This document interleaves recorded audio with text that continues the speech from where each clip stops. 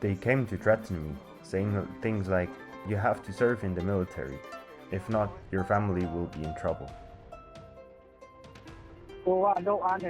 I can't support my parents financially or in other ways, so it's really difficult.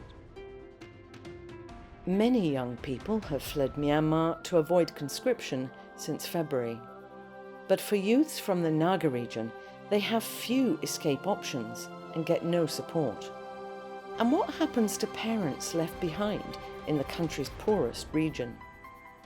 Hello and welcome to Doh Athan, a weekly podcast about human rights stories from Myanmar. It's brought to you by Fondation Hirondelle.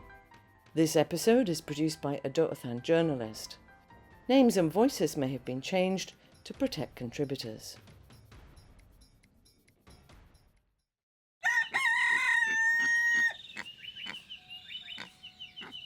Ke Gyi is from a small remote village on the borders of Lahe and Kanti townships in the Naga self-administered zone. There are about 150 people in the village, mostly subsistence farmers. 21-year-old Ke Gyi helped his parents farm, but also supported them by working as a motorbike taxi driver. The nearest town is 4 hours away by motorbike, and there's no other way to get there apart from walking. But then in February, the military regime enforced the People's Military Service Law. Village administrators came to visit. They came to threaten me, saying things like, "You have to serve in the military. If not, your family will be in trouble." When they told me that, at first I decided not to go. They came to me many times. I didn't go. Later, they gave me an exact date and said, "If you don't come on that date, we'll come and arrest you." Then I ran away immediately because I got scared.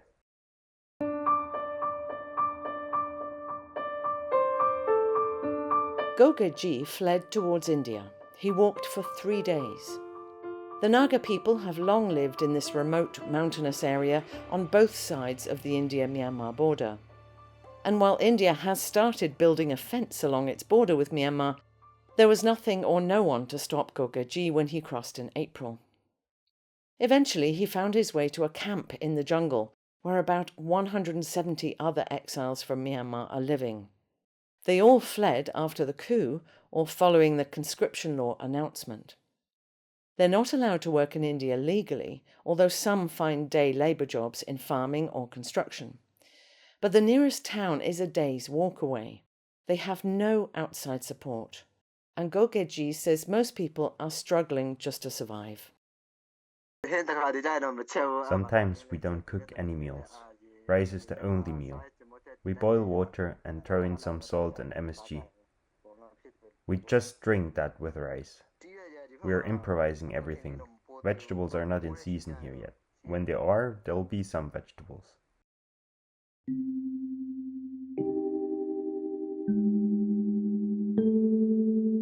The 36-year-old Ke Gyi is in a similar situation and trying to feed 4 children as well.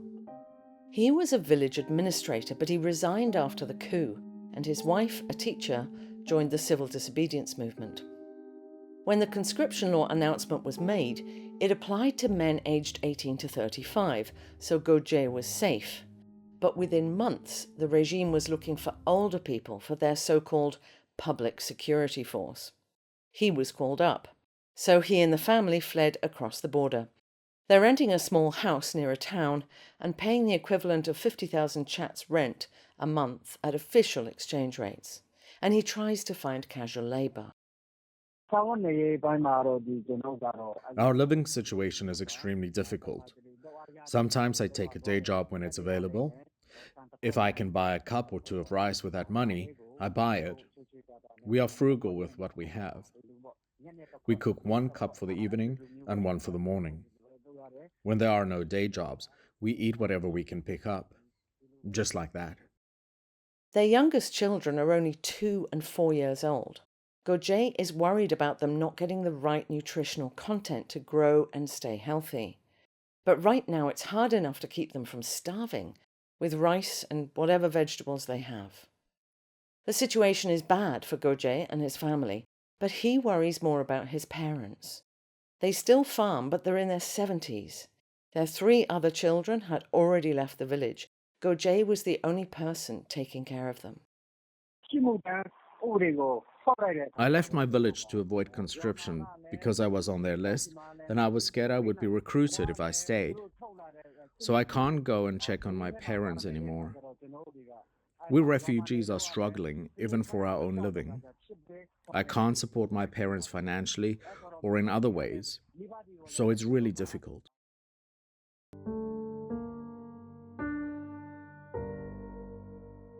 Back in the Naga region, Wan and Daw Chwai are among the many parents being left behind.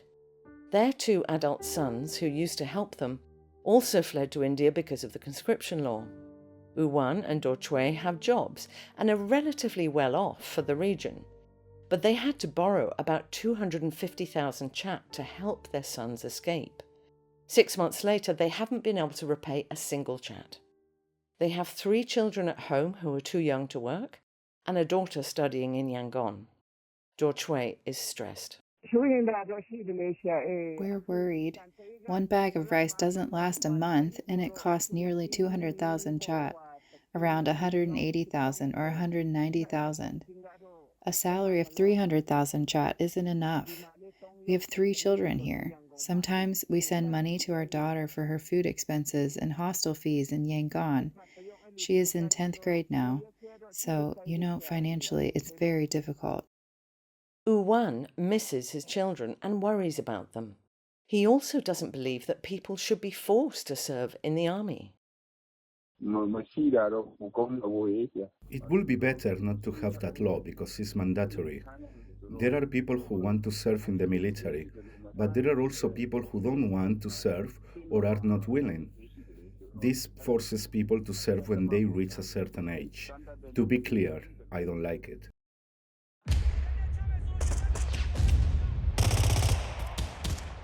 The Myanmar military has suffered significant casualties in the conflict they triggered with their 2021 coup. A US Institute of Peace report from earlier this year suggested at least 30,000 soldiers had been killed or captured. And the conscription law announcement came after particularly disastrous losses in the resistance's Operation 1027.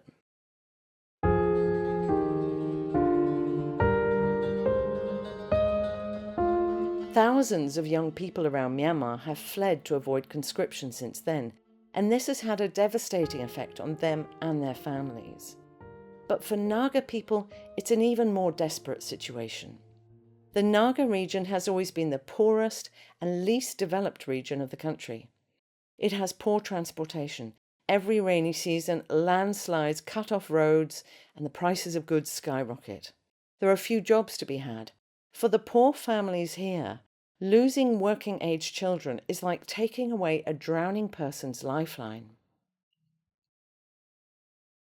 U Nom was a Naga politician who actively helped those in need in the region before the coup.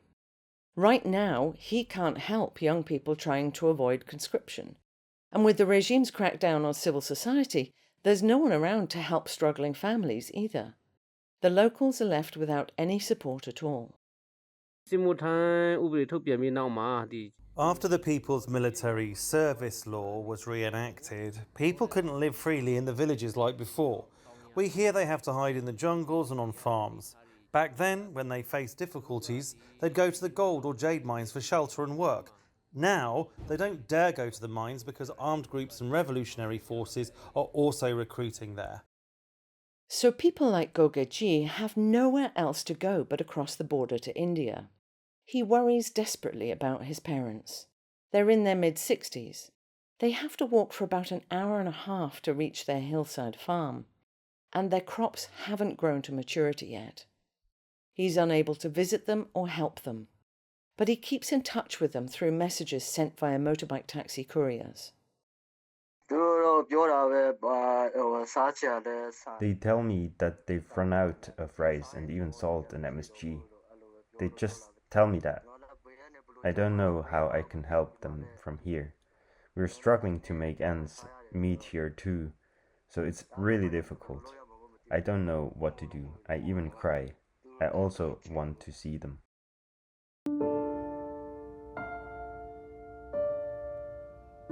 Ke Gyi is their only child. His departure has left his parents in a dire situation. But if he'd been recruited into the army, he also wouldn't have been able to support them. He's worried sick about their health, but all he can do is look forward to a time when he can go home again. In the future, I want to be together with my parents, living in the same house, eating together, going places together. That's how I want to live. I want this political situation to be resolved quickly.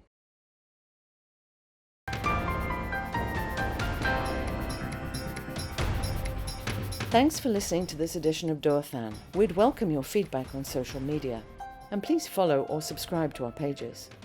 This project on human rights reporting is supported by Fondation Hirondelle with the help of our donors. You can listen to our podcast via the Doh Athan Facebook page. They can also be found on SoundCloud, YouTube, iTunes, Spotify and Telegram. You can also listen every Saturday night from 9 to 10 p.m. and Sunday morning from 6 to 7 a.m. on Voice of America Radio. Please tune in again next week.